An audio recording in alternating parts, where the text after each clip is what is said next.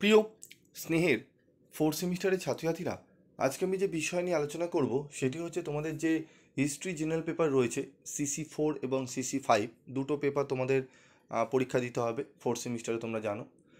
এবং তোমাদের এই দুটো পেপারের মধ্যে আজকের এই ভিডিওতে আমি আলোচনা করব CC5 হিস্ট্রি MDC CC5 পেপারের মক টেস্ট পেপার নিয়ে।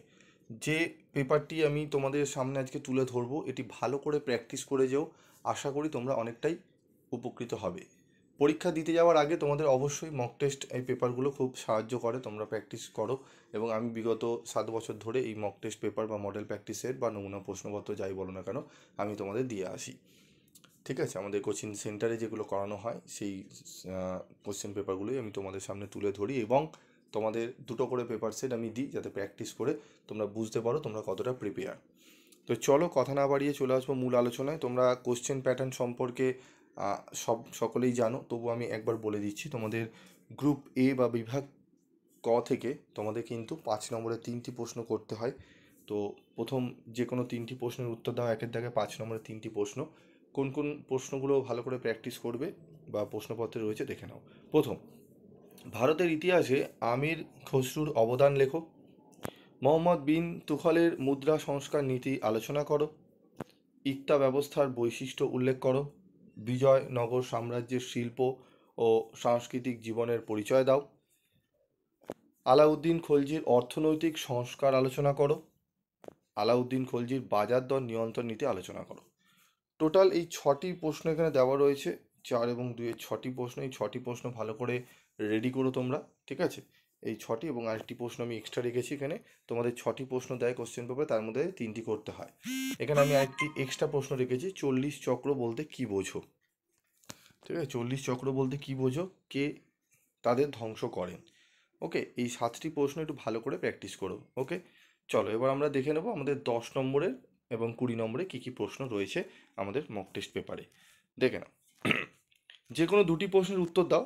দিল্লির সুলতানি সাম্রাজ্যের সম্প্রসারণে খলজি ও তুঘল, ঠিক আছে, বংশের ভূমিকা বিশ্লেষণ করো। মধ্যযুগীয় ভারতের সমাজ ও অর্থনীতির পরিবর্তন বিশ্লেষণ করো ইকতা, কৃষি, নগরায়ন ও বাণিজ্যের আলোকে। মধ্যযুগের ভারতীয় ধর্ম সংস্কৃতিতে সুফি ও ভক্তি আন্দোলনের প্রভাব আলোচনা করো। দিল্লির সুলতানি একটি ধর্মাশ্রয়ী রাষ্ট্র কিনা যুক্তি সহকারে বিশ্লেষণ করো। এই 4টি প্রশ্ন 10 নম্বরে এখানে রাখা হয়েছে, এখান থেকে তোমাদের 2টি প্রশ্ন অ্যাটেন্ড করতে হবে, ঠিক আছে। তো এই প্রশ্ন দুটো ভালো করে প্র্যাকটিস করে নেবে। এবার আমরা চলে যাব আমাদের 20 নম্বরের কী কী প্রশ্ন রয়েছে সেগুলো। তো দেখো, এবার আমাদের বিভাগ, এটি আমাদের বিভাগ গ হবে, ঠিক আছে। এখানে এ হয়ে গেছে। যে কোনো দুটি প্রশ্নের উত্তর দাও। এখানে দেখো আমাদের রয়েছে আলাউদ্দিন খলজির অর্থনৈতিক সংস্কারের বৈশিষ্ট্যগুলি আলোচনা করো। দিল্লি সুলতানদের স্থাপত্য রীতির বৈশিষ্ট্য ব্যাখ্যা করো।